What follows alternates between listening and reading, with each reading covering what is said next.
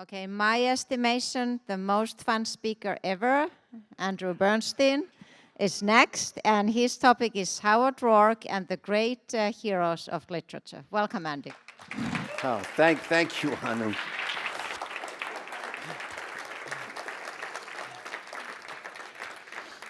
I'm going to propose to Anu after that introduction. But yes, this is Howard Roark and the great heroes of literature. We have an enormous amount of material to cover and only an hour to do it. And although Anu thinks I'm fun, I know she'll send her minions in to kick us out when our time is up. But so let's get right into this. The Fountainhead.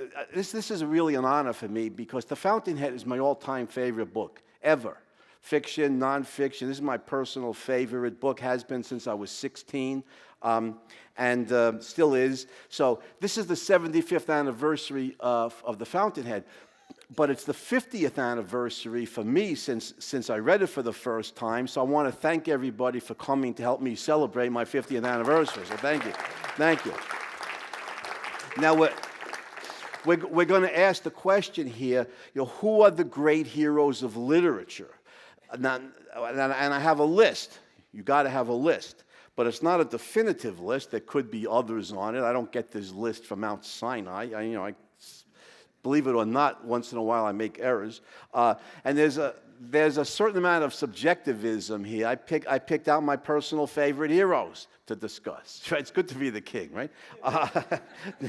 But it raises sub-questions here. What does it mean to be a hero? What are the criteria by reference to which we measure a hero?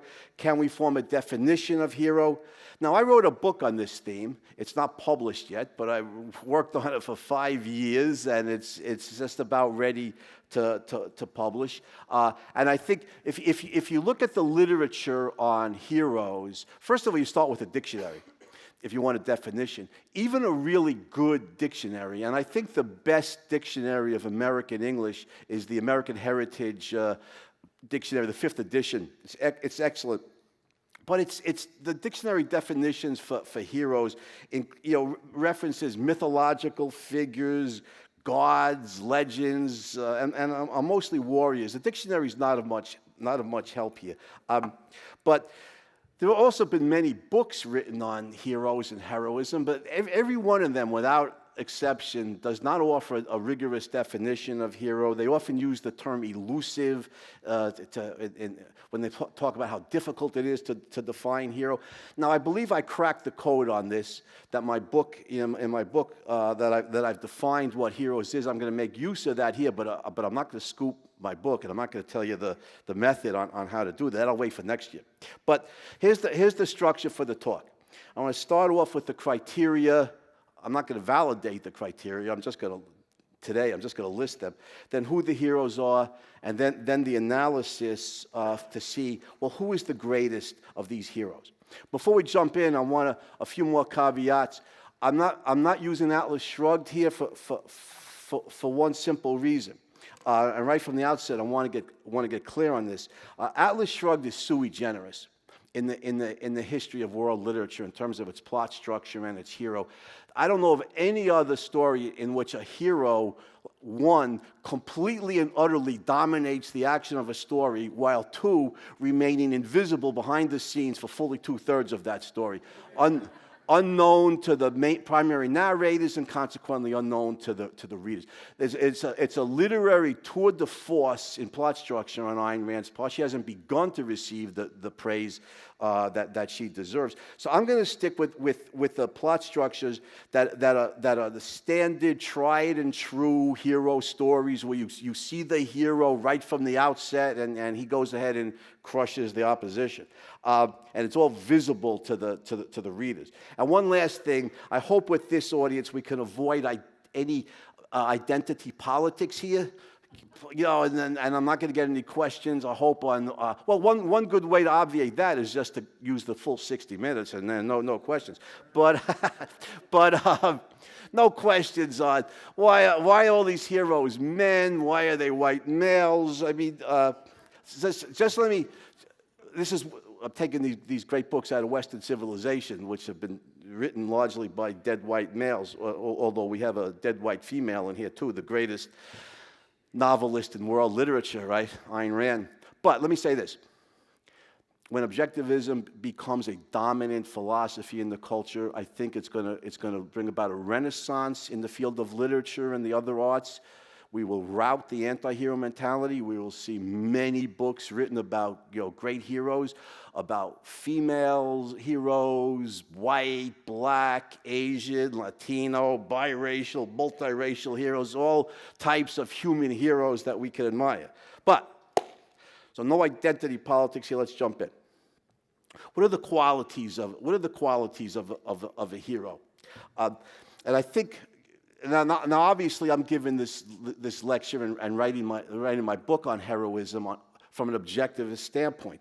And I think one criterion of a hero is that he or she holds values that are objectively life-promoting. It holds values that benefit human life on earth, that are in accordance with human nature and mankind's survival instrument. And furthermore, it's not just, the hero's values are not just globally or universally beneficial to human life, but also their personal values dear to, egoistically, selfishly dear to the valuer. So, a good example of that, my all-time favorite hero out of American history, George Washington, valued freedom for the American colonies against against the British throne. And I say he's my all-time favorite hero for his great things.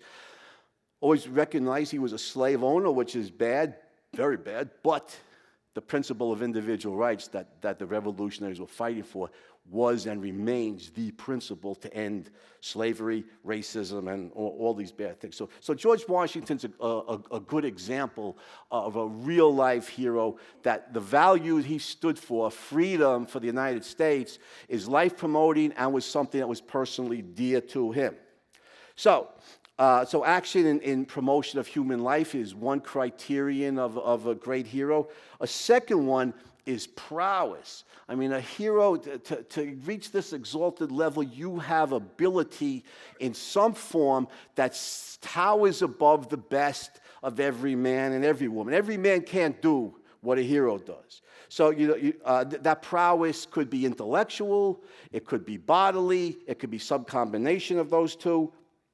But the hero has an exalted capacity. For example, let me take a fictitious example. Many good people, or in fact all good people, would want to lock up criminals, protect the innocent from murderers, bring justice, and so forth. But the overwhelming majority of us don't have the genius of Sherlock Holmes, right? To solve the case, to bring justice, to protect the innocent. I mean, he's a towering hero in the field of crime detection. Now, a third criterion of a great hero is measured by the impediments and or the antagonisms faced. The achievement of noteworthy goals requires great effort to overcome recondite problems or difficulties. A good example here is Thomas Edison, who spent years of painstaking effort devoted to inventing the electric light. Now notice, heroes might face opposition from nature. Here a great example, my favorite example, is Ernest Shackleton. Right? Everybody knows the Shackleton story, the great. If you don't know it, in a way I envy you. Get a copy of Alfred Lansing's book Endurance, from Amazon, and read it. It is just extraordinary. Shackleton, the great Antarctic explorer, his ship, the Endurance, was crushed in ice. He had to cross 800 miles, of the ocean, in freezing weather, 50-foot waves. He's in an open boat, lands on his island. They got to climb mountains that have never been climbed before. They're seamen. They're not mountaineers. They have no equipment. I mean, it's the most unbelievable survival story in human history. I think, in fact, the British scientist explorer Raymond Priestley, talking about these great polar discoverers, said, for scientific expertise, give me Robert Scott. For efficiency of travel, give me the great Norwegian explorer, Roald Amundsen. But if things seem hopeless and there's no way out and all is lost, get on your knees and pray for Ernest Shackleton. How's that? There's an epitaph for a hero. So you might face overwhelming forces of nature the way Shackleton did.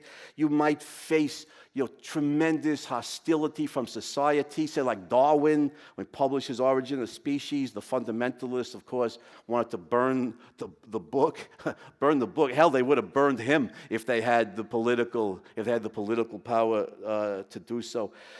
But so heroes, part of their heroism is the obstacles, the impediments, and/or the antagonism that they face. And of course, quality number 4 is their dauntlessness, that they face such arduous struggle that they're undismayed by the problems or the opposition that they face. Now, the dauntlessness could take different forms. Perseverance, for example. And I think perseverance is an underrated virtue. The sheer stick-to-itiveness of a Thomas Edison and years of struggle, to invent the electric light system. It may take perseverance. It may take courage. Now, courage is a salient characteristic of a hero. So let's get a rough definition here. I see courage as integrity in a context. You remember Ayn Rand's definition of integrity? Loyalty in action to rational principles, not just to any old principles.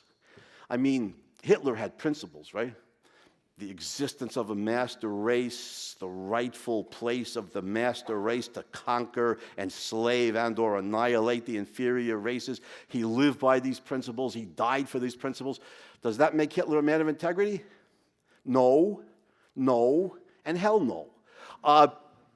Moral virtues are character traits that promote human life, not traits that expunge or annihilate human life. So one of the most egregious mass murderers of human history holds no virtues, integrity or otherwise, which is why Ayn Rand's definition of integrity is commitment in action to rational principles, not just to any old principles. And I think courage is the same way. Courage is integrity in a context. You hold some rational value, some life-promoting value, and something threatens it. That value could be your life, people you love, your money, your home, the freedom of the nation that you love, or whatever. You hold some rational, healthy, life-promoting value. Something threatens it, and you stand tall in support and/or defense of that value. Courage is integrity in a context. Now, the key point here is this. I know I'm going fast. I got a lot of material. The key point is this. Whether a hero faces intractable impediments or life-threatening dangers or both, he is undaunted in their face. He is undismayed by problems, obstacles, and/or dangers that would daunt or dismay a lesser individual. And the fifth and final, I'll repeat them when I get through here. But the fifth and final, most salient characteristic of a hero is that a hero achieves victory in some form. Now, the goal is to live well, so practical victory is preferred, but it's not required. Because if a hero faces hellish opposition and remains true to his principles and values, come hell or high water, then this represents a profound moral triumph and is enormously inspiring. For example, go back to George Washington, supposing that he had kept alive American military resistance to the British in support of freedom against overwhelming odds. The British troops were seasoned and experienced. His troops had no experience. He had to train them. They had no money. They couldn't be paid. They had no food to eat. They're starving. They're freezing to death at Valley Forge. Congress wants to relieve Washington himself of command. You know, in the face of all of these obstacles and opposition, Washington keeps alive military resistance and support of freedom for years. But let's say in the end, massive British reinforcements quash the rebellion. So does that mean Washington is defeated? Does that mean he's not a hero? Well, I don't think so. He's still and he gets hanged, let's say, you know, for his commitment to American freedom. That makes him they failed in his specific value quest, as did Shackleton for that matter, who wanted to traverse the Antarctic continent. It means he failed in his specific value quest, but his undaunted commitment to a life-supporting value, living for and dying for a rational life-supporting value makes him enormously heroic and inspiring. So, there are the 5 criteria of being a hero. Action and promotion of human life, prowess above and beyond that of every man, severe impediments and/or dangers faced, dauntlessness in the face of such dangers, and victory in some form. Now, who are the contenders? Who are the greatest heroes in world literature? Well, I have 5 candidates here, and they are, in historical order, Homer, the Odyssey, Odysseus, Edmond Rostand, Cyrano de Bergerac, Cyrano himself, of course, Henrik Ibsen, An Enemy of the People, Dr. Thomas Stockman, Jack Schaefer, Shane, the eponymous character named Shane, and of course, Ayn Rand's The Fountainhead, and Howard Roark.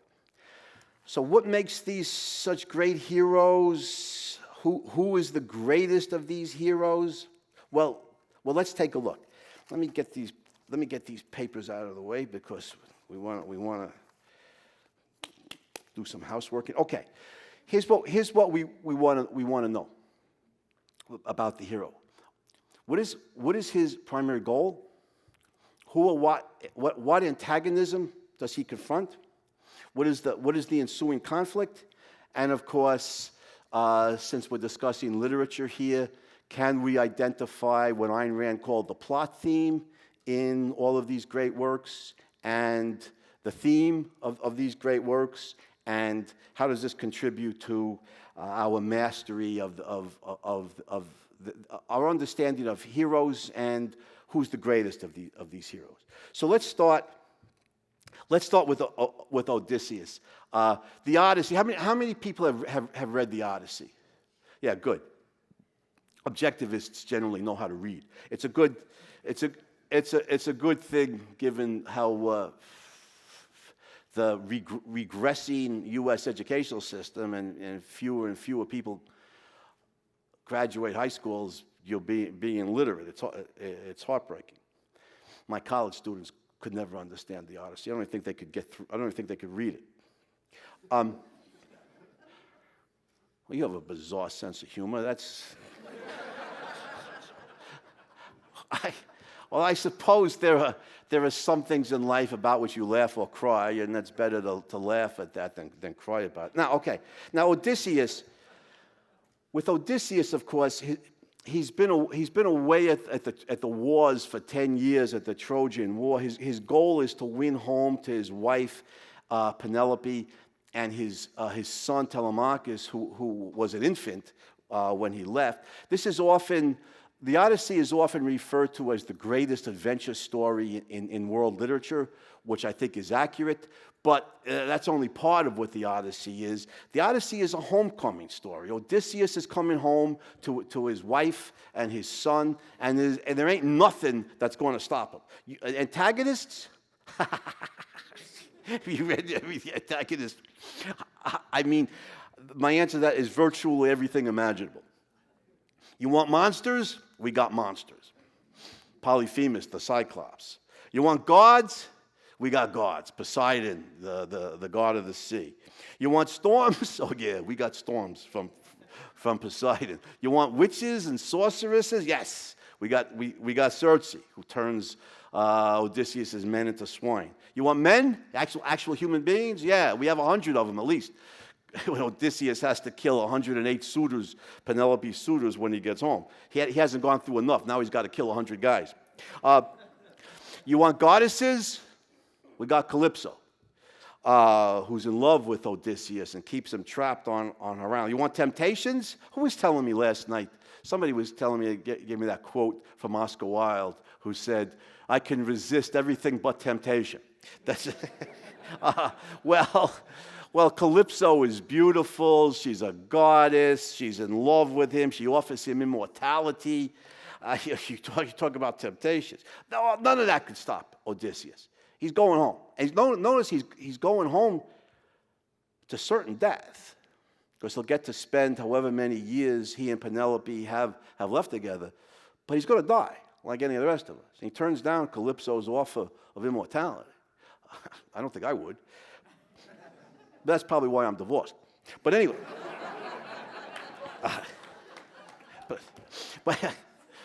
Anyhow, Odysseus triumphs over every foe and obstacle that's imaginable. I mean, it's a tour de force on Homer's part. Now, what's the plot theme in the Odyssey? Ayn Rand, I assume most people in this audience have read the Romantic Manifesto, and you know what Ayn Rand means by a plot theme. You know, you identify the essence of the story, the conflict, the action. Now, the plot theme of the Odyssey, like I said, I don't get these from Mount Olympus. It's not impossible. I made an error here. But the plot theme of the Odyssey is a brilliantly cunning warrior struggles against monsters, men, and gods to win home to his wife and son. I mean, that's the essence of hundreds of pages of conflict. A brilliantly cunning warrior struggles against monsters, men, and gods to win home to his wife and son. Now, the theme of the Odyssey, I got to admit, this stumped me. It was difficult to identify the theme, because there's different contenders here. First of all, there's the danger of incurring the gods' wrath. And Odysseus incurs Poseidon's wrath, and he pays a terrible price for it. But there's also the moral transgression of hubris, which would have resonated with the ancient Greeks. Because remember, after he blinds Polyphemus and escapes from the Cyclops, he makes the mistake of singing out, "Nobody can defeat the mighty Odysseus," and this is hubris, and of course this is how Polyphemus finds out who it was that blinded him, and complains to his father Poseidon, who keeps sending storms to wreck Odysseus' ships. So these are all possibilities. But I don't think that gets the essence of what the Odyssey shows us. Now, there's the danger of reading history backwards, of reading objectivist principles into historical events. And there's a similar danger in literature. Of reading literature backwards, of reading objectivist themes into an ancient text. So let's do this inductively and see if we can avoid that. Let's look at some of the specific events in the Odyssey. Notice that Odysseus outwits Polyphemus. He tells he tells Polyphemus that the Cyclops originally, that his name is No Man. And so when he's roaring with pain, and the other Cyclops said, "Well, who did this to you, Polyphemus?" He said, "No man did this to me." And the other Cyclops said, "Well, if no man did it, we'll just go home." He outwits Polyphemus. He gets his men to cling to the bellies of the sheep or the cattle when they escape from the cave. Notice how he outsmarts the sirens. Nobody's ever heard the sirens call and survived. Odysseus wants to hear it, and so he has his men. First they plug their ears with wax, and then he has them lash him to the mast, without any wax in his ears. No matter what I say, don't let me loose.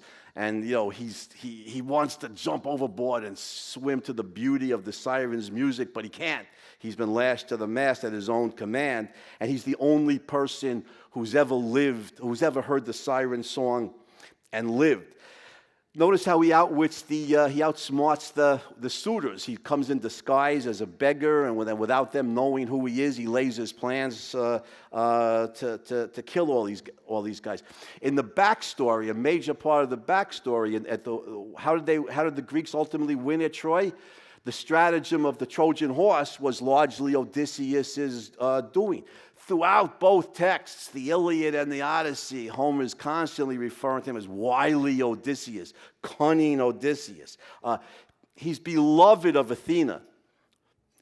Of all the Greeks, he's most beloved of Athena, the goddess of civilization and of intellect, because he's not just a great warrior, he is, but because of his brilliantly cunning mind. Odysseus's most salient heroic trait is his superbly cunning intelligence. I mean, Homer herein shows us that it is good to be the smartest kid on the block.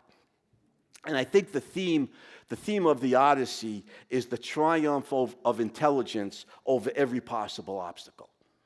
And I don't think I'm reading objectivist themes into ancient texts. I think all these events dramatize that. The triumph of intelligence over every possible obstacle. Now, let's move on. This is great stuff. I mean, these are the greatest heroes in world literature. I mean, what could beat this, right? We ought to stay here all day and half the night and stay with this material. Cyrano. How many people have read Cyrano or seen the play? Yeah. I once was at Leonard Peikoff's lecture in New York. I think it was the Objective Communication course in 1980, and Ayn Rand was there for the Q&A. And somebody asked her in the Q&A, could you please name the 3 greatest plays in the history of literature? And Ayn Rand responded, that's easy. Cyrano de Bergerac, Cyrano de Bergerac, and Cyrano de Bergerac.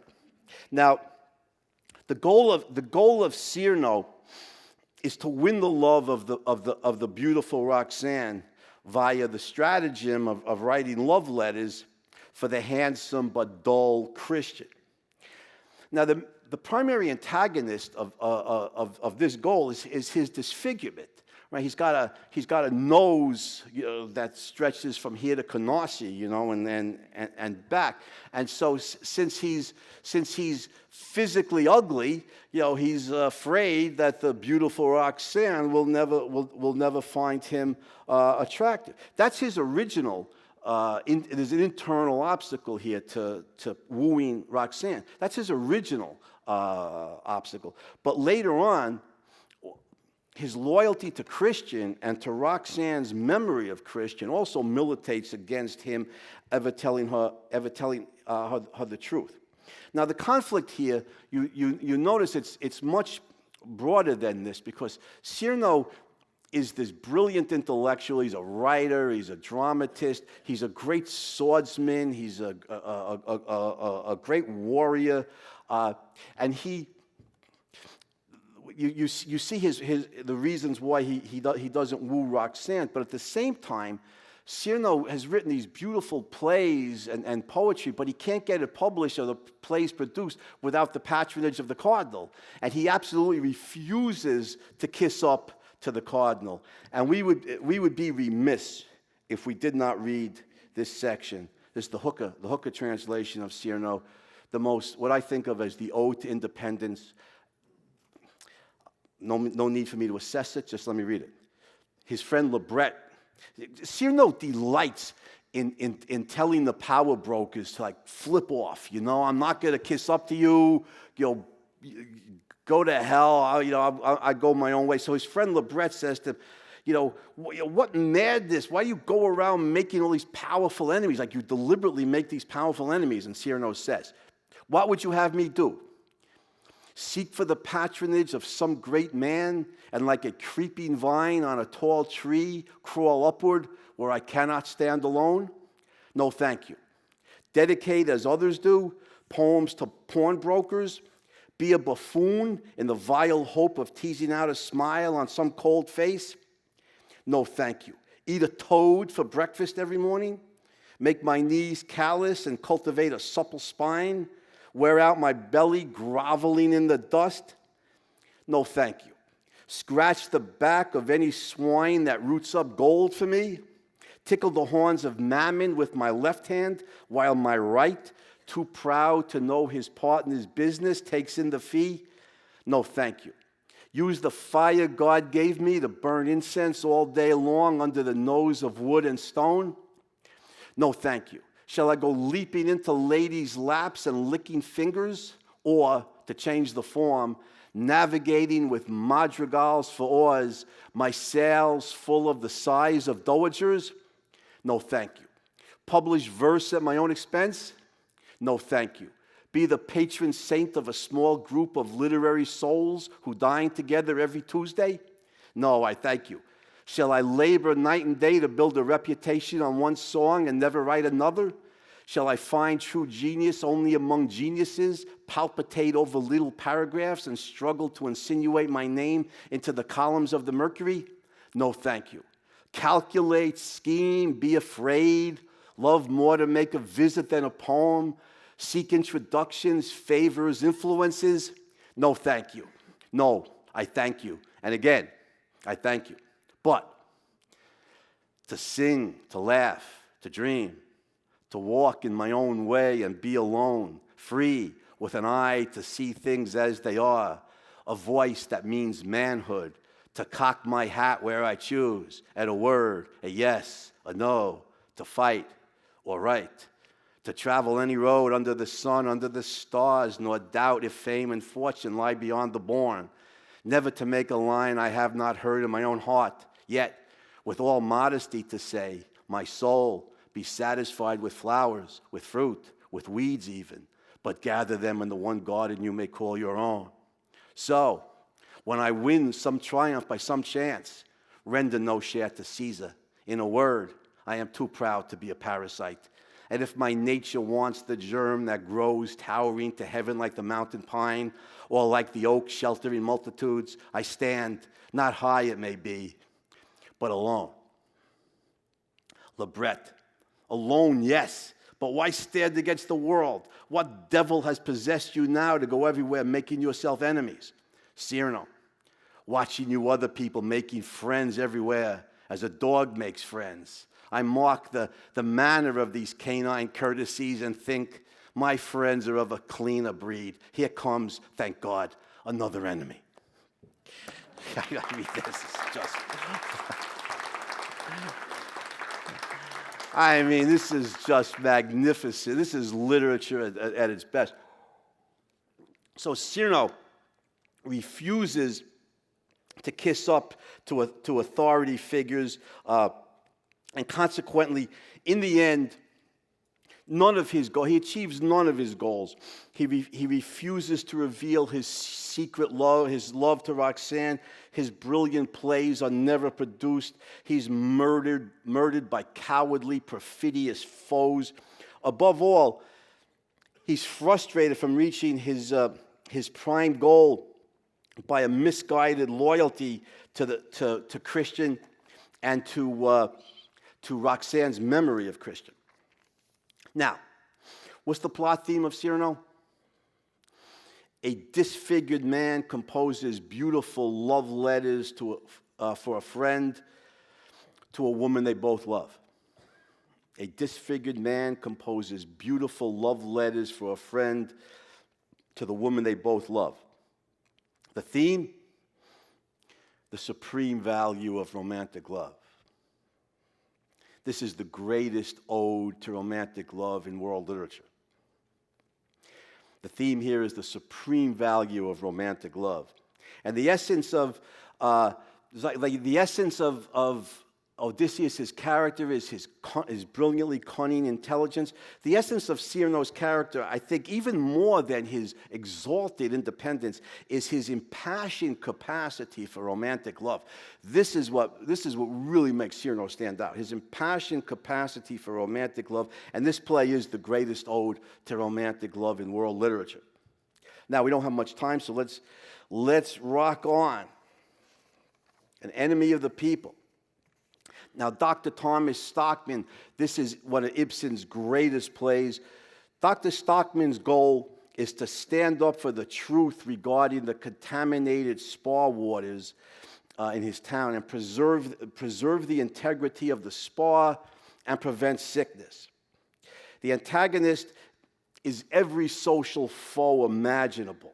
You look at the conflict in an enemy of the people. Everybody, the town's economy depends upon the spa. The waters are tainted. He's the doctor. He discovered that they're tainted. He wants to close them down, until they're purified. They've been closed down for a while in the attempt to purify them. The townspeople want to believe that they're purified. Dr. Stockman points out that they are not. Everybody stands against them, except his wife and children. Everybody else. His brother, the mayor, the business leaders, his friends in the press. He's condemned as an enemy of the people by the entire town. He stands on principle alone against the entire town. Now, his wife, understandably horrified, wails, what are we going to do? They're going to hunt us down, and so forth. Listen to this. This is the very end of an enemy of the people. Dr. Stockman, are you utterly mad, Catherine? Hunt me down now when I'm the strongest man in town? Mrs. Stockman, the strongest now? Dr. Stockman, yes, I might go farther and say that now I'm the strongest man in the whole world. His son Morton, you mean it? Dr. Stockman, lowering his voice, shh, don't talk about it yet, but I've made a great discovery. Mrs. Stockman, what, again? Dr. Stockman, yes, why not? Gathers them around him and speaks confidentially. And the essence of it, you see, is that the strongest man in the world is the one who stands most alone. Wow. What a noble insight on the part of Ibsen here. And so Ibsen hints at the victory of Dr. Stockman here. I mean, he's the strongest man in the world, after all. But this is the last line of the play, so he doesn't show it. Now, what's the plot theme in An Enemy of the People? A small-town doctor struggles against his entire community to preserve the integrity of the spa waters upon which the town's economy depends. A small-town doctor struggles against his entire community to preserve the integrity of the spa waters upon which the town's economy depends. The theme here, the power of a lone, thinking individual to identify and stand up for an unpopular truth. The power of a lone, thinking individual to identify and stand up for an unpopular truth. Notice Dr. Stockman's most heroic trait is his fierce independence, his commitment to a life-saving truth, and his willingness to stand alone against an entire society. All right. I know they're going to kick us out soon, so let's rock on. Get to one of my all-time favorite novels, Shane. And if you guys haven't read Shane, read it yesterday. This is a beautiful book. I could never read it without crying. Now Shane's goal is conflicted. He's internally conflicted, which is part of what makes this such a great story. At first, the goal is to give up gunfighting and live a peaceful life. But that morphs into save the Starrett family. So the antagonist here, first of all, his initial goal of giving up gunfighting is confronted by the requirements of saving Joe Starrett and Starrett's the family he loves. And then the second goal, when his goal morphs into saving Starrett's family, the antagonists are the bad guys here, the cattle baron Fletcher and his hired gun Stark Wilson. Now the ensuing conflict, Shane, the backstory, he was a gunfighter. We don't know anything about him. He's mysterious. He rides into this Wyoming valley He takes a job working for Joe Starrett, who's an honest. Joe Starrett's like an objectivist hero. He's a productive man. He's an honest, hardworking, productive man. His son Bobby idolizes Shane. He's never seen Shane with a gun, but just Shane's his supple movement. I mean, he's more panther than he is human being. I mean, and Bobby idolizes the overwhelming physical prowess of the man. When Fletcher, the cattle baron, wants to farm, and Joe Starrett's a farmer, he wants them off the land. They won't leave. He hires a killer, Stark Wilson, who kills one of Joe Starrett's allies, and he comes to the Starrett farm and he makes him an offer.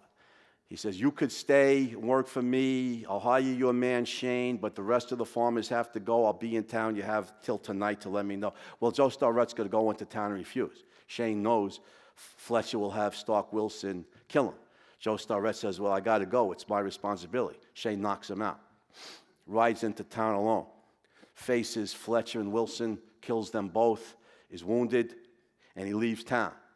Because he does not want Bobby to grow up idolizing a gunfighter, no matter how noble. He wants him to grow up hero worshiping his father and be a peaceful, productive, honest man. And I got to say something here as an aside. Shane is the greatest work in world literature, fiction or nonfiction, on the virtue of hero worship. That's really at the deeper level what this book is about the virtue of hero worship and who should a young kid grow up hero worshiping. The gunfighter, or the productive, objectivist kind of hero. Now, I could read this scene from Shane. I can't promise not to cry. The benevolence of this novel is just off the charts. This is after Shane has killed the bad guys, thereby saved Joe Starrett's life, thereby saved Joe's wife, Marion, from widowhood, and Bobby from orphanhood. And by the way, you should know Jack Schaefer hints at this attraction between Shane and Marion. There's a definite attraction there, and they both know Joe Starrett is the right man for Marion, not Shane. But Shane is a force of nature. He can't be resisted. And so when he leaves, he has not just saved Joe Starrett's life, he saved Marion's marriage. And he's also set up the situation so that Bobby grows up hero worshiping his father Joe, not the gunfighter. Marion later thanks him. He's not there. She's speaking to his image out the window in the wilderness. But when she thanks him, she says, thank you. She's thanking him for all of that. Now, Bobby's in hiding. He's witnessed the gunfight. He comes running out. And he, of course, wants his idol to stay. Bob, yes, Shane, a man is what he is, Bob, and there's no breaking the mold. I tried that and I've lost. But I reckon it was in the cards from the moment I saw a freckled kid on a rail up the road there and a real man behind him. The kind that could back him for the chance another kid never had. But Shane, there's no going back from a killing, Bob. Right or wrong, the brand sticks and there's no going back. It's up to you now. Go home to your mother and father. Grow strong and straight, and take care of them. Both of them. Yes, Shane. There's only one thing more I can do for them now. I felt the horse move away from me. Shane was looking down the road and onto the open plain, and the horse was obeying the silent command of the reins. He was riding away, and I knew that no word or thought could hold him. The big horse, patient and powerful, was already settling into the steady pace that had brought him into our valley, and the two, the man and the horse, were a single dark shape in the road as they passed beyond the reach of the light from the windows. I mean, Shane's, you see the nobility of this. Now,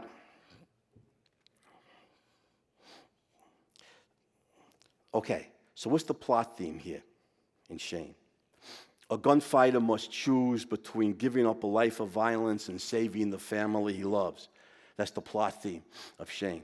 A gunfighter must choose between giving up a life of violence and saving the family he loves. The theme, you see Jack Schaefer's determinist philosophy here. The theme is the inescapability of one's nature.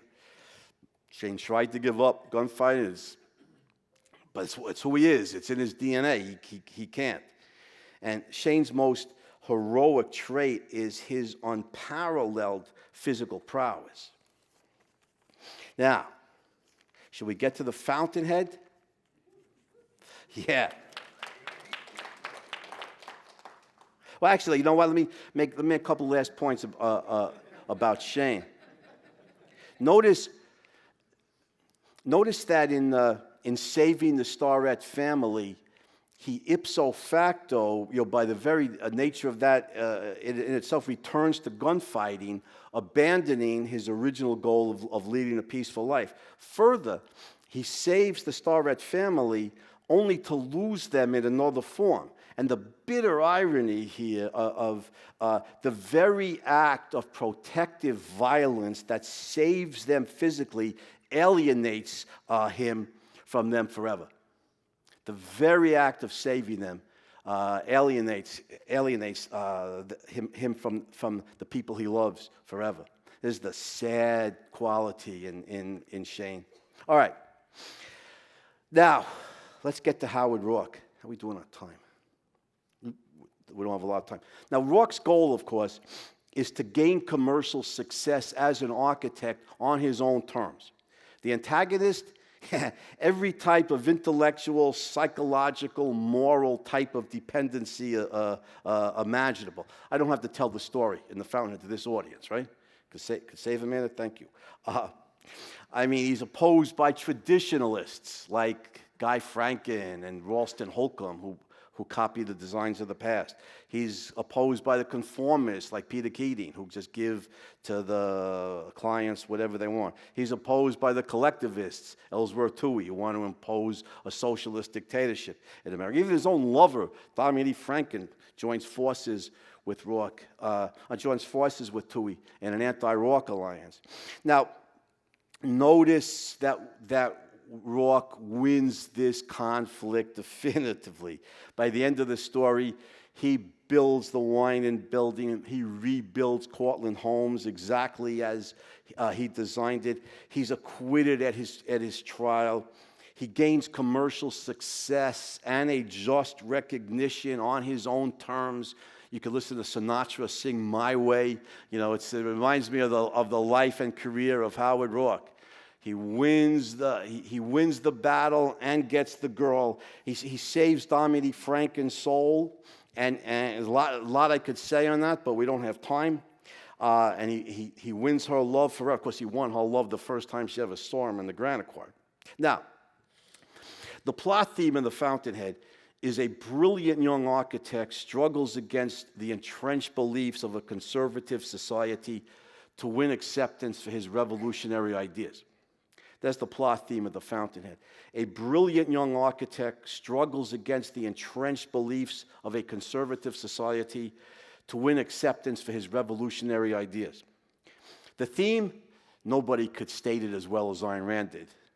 Individualism versus collectivism, not in politics, but in men's souls. Now, I don't know what that means, but it sounds deep.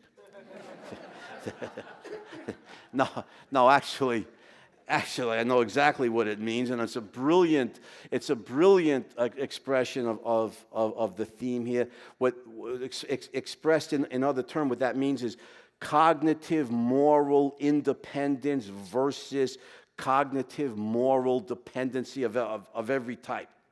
Now, Roark's most heroic trait is his unwavering commitment to his own judgment in every arena of life.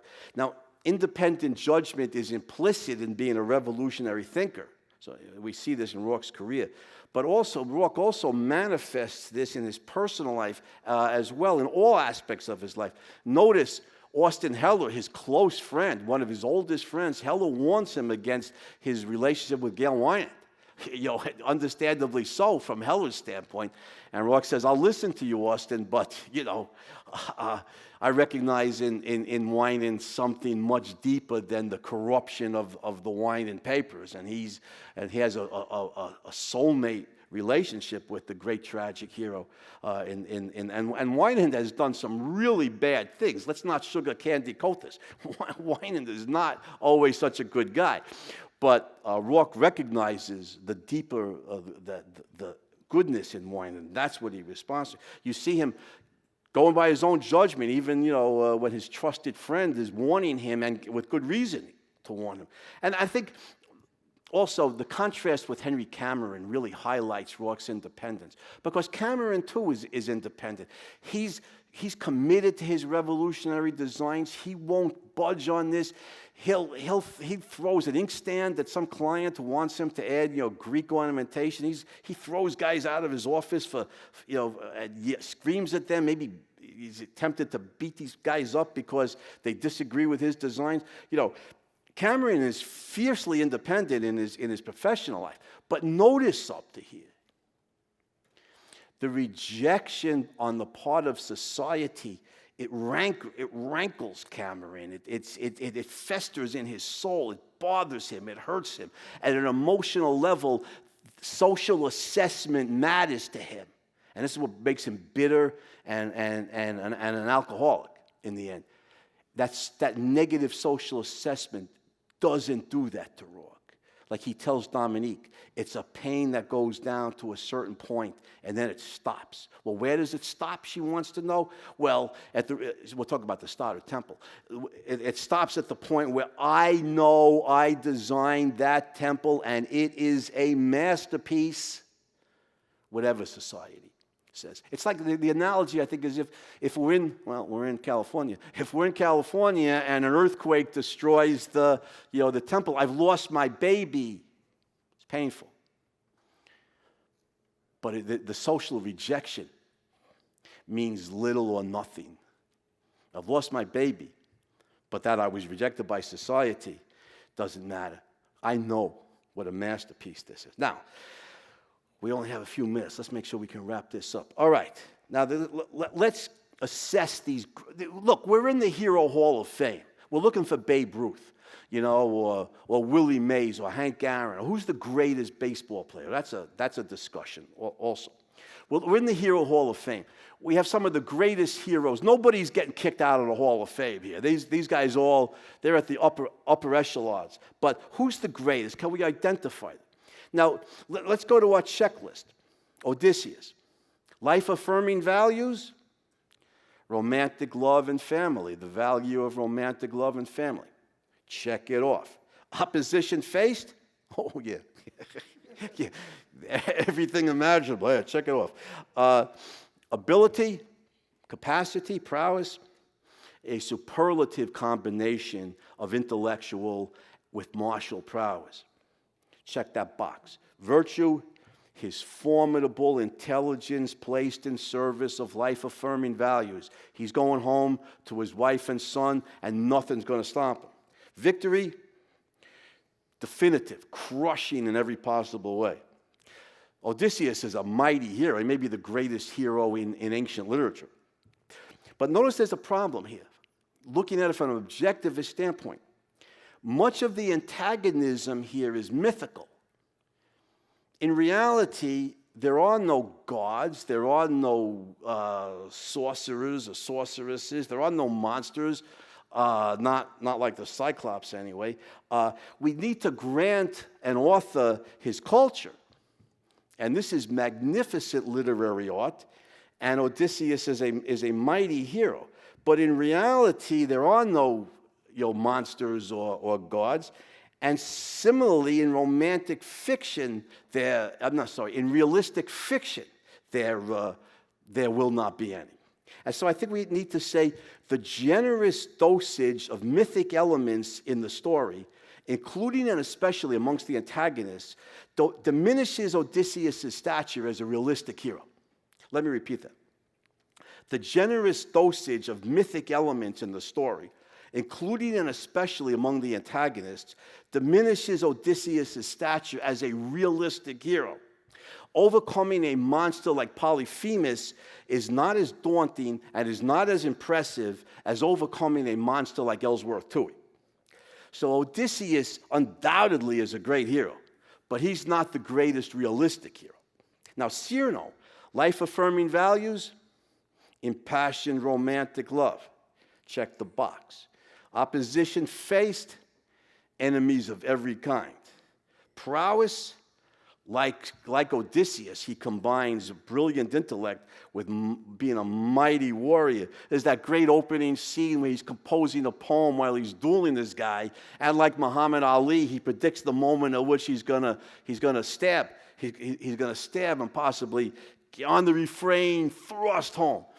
Again, his prowess, combined intellect and warrior status is virtually unparalleled. Virtues, his magnificent independence, integrity that we just, even as he's dying, his enemies drop a gigantic log on his head. They've crushed his skull. He knows he's dying. He keeps his date with Roxanne. He comes to visit her in the convent to tell her the news. Even at dying, he remains true to his misguided devotion to Christian and Roxanne's memory of Christian. He won't tell the truth. Even when Roxanne guesses it, "You love me," she says. And he's, "No, my dearest love, I love you not." And at the end, as he's dying, he draws his sword. Corruption, hypocrisy, dishonesty. Even to his death, he's fighting these immoralities. You see his great character, but notice the heartbreaking irony in this play. This is the greatest ode to romantic love in world literature, but no love ever gets made. All the main characters live and die as virgins. Remember the scene, the Guiche who wanted Roxanne, when he finds out she married Christian, he drags Christian off to the wars. He said, he tells Cyrano, the wedding night must be postponed. And Cyrano says under his breath, "That causes me no great pain." But the greatest ode to romantic love ever written, and no love ever gets made. The three main characters live and die as virgins. What's the fundamental reason for that? Because Cyrano never tells Roxanne the full truth. And a major sub-theme in this play is the dangers of duplicity, no matter how benign. The dangers of duplicity, no matter how benign. What Cyrano should do is he should have manned up at the outset. He should have told Roxanne, "I love you," with all of his beautiful eloquence, he should have told her. He should have told her the truth and let her make her choice. Now that's easy for me to say, good-looking guy, heartthrob amongst the ladies. Nevertheless, look, many people in this audience have been heartbroken in romantic love at some point, right? Yeah, we know what that feels like. The knife wound to the heart, the agony. I don't wish that on anybody, but, maybe guys in ISIS. But, so Cyrano's got this disfigurement. Cyrano's got this major disfigurement. We empathize why he's afraid to tell Roxanne the truth. We empathize sincerely with that. But, my response to that is, you're Cyrano, for God's sake. You face every enemy imaginable. You're a towering hero. You're a gigantic hero. This is cowardly. This is not worthy of your status as a hero. This is cowardly. Man up and tell her. He needs to man up and tell her. He never does. And this is not only the reason why no love ever gets made in this play. This is a flaw in Cyrano that diminishes his otherwise towering heroic stature. Now, Dr. Stockman, of course, your life-affirming values, yes, the beneficial purity of the spa waters and full disclosure. Opposition faced every social foe possible, businessmen, politicians, family, the press. Prowess, he's the most powerful man in the world. You see his virtues, well, you see his fierce commitment to the truth. Victory, well, certainly at least in a moral sense. You could tell from this character, he's never going to back down. He's never going to give in. He's going to stand up until the very end. But herein lies the problem. Ibsen does not show Armageddon. Ibsen does not show the final battle between good and evil. Now, this does not affect the status of the play. It's a self-contained, brilliant unit. It doesn't affect the heroism of the character. We know he'll never surrender. But for a definitive assessment of a hero, we need to see him in the final climactic confrontation with the antagonists. Let me repeat that. For a definitive assessment of a hero, we need to see him in a final climactic confrontation with the antagonists. And we never do. And this undermines Stockman's stature relative to some of these other heroes. Now, with Shane, we have life-affirming values, yes, protect the best members of society. Opposition faced, toughest in the valley. Prowess, off the charts. Virtues, he's got the courage to risk his life for the best members of this society. Victory, definitive. But there's a few minor problems. First of all, Shane's prowess is almost entirely physicalistic. And it's great, it's necessary, at times that's necessary to save human life, but it is not, gunfighting is not the most powerful weapon that a hero might possess or deploy. Furthermore, Jack Schaefer's determinism undermines Shane's heroism because from Jack Schaefer's standpoint, Shane could do no different. He could not do otherwise. He's like a force of nature. And he is. In reality, Shane made this choice to risk his life to save the best members of. If we accept Jack Schaefer's philosophy, and it's his book, his universe, if we accept Jack Schaefer's philosophy, it diminishes Shane's stature as a hero. So he's got two problems. Now, Roark, let me wrap this up. Life-affirming values, revolutionary designs and building, yes.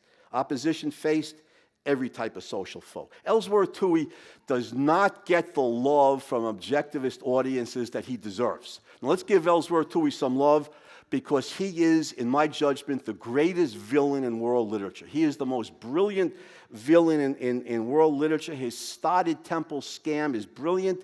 He makes Iago look like an American college kid by comparison. Now, there's a lot I want to say in Ellsworth Toohey, but I don't have the time. But I'll say this. Ellsworth Toohey is the most brilliant literary representative of history's most heinous evil, collectivism.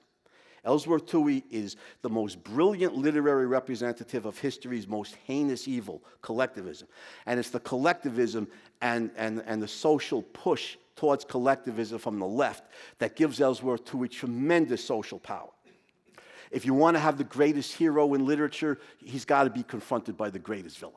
He's got to be confronted by a powerful villain. Prowess, Howard Roark, prior to Atlas Shrugged, and leaving Atlas Shrugged aside, Howard Roark is not only the most brilliant creative mind in the universe of the story, Howard Roark is the most brilliant creative mind in the history of world literature, prior to Atlas Shrugged. His victory is his virtues, of course, his independence and integrity. His victory is definitive. He routs Toohey at the trial. He gains commercial success on his own terms. He wins the battle and gets the girl. So let me wrap this up. Howard Roark confronts as a primary antagonist the most heinous evil in human history, collectivism. Toohey's a Marxist intellectual. But as his primary strength, Roark possesses and deploys the most powerful instrument on earth, human genius, the independent, individual, reasoning mind. Howard Roark's victory over Ellsworth Toohey presages in fiction and in microcosm individualism's victory in reality over collectivism, first in the form of National Socialism in World War II, and second, over Soviet communism in the Cold War. Let me repeat that. Roark's victory over TUI presages in fiction and in microcosm individualism's victory in reality over both National Socialism in World War II and communism in the Cold War.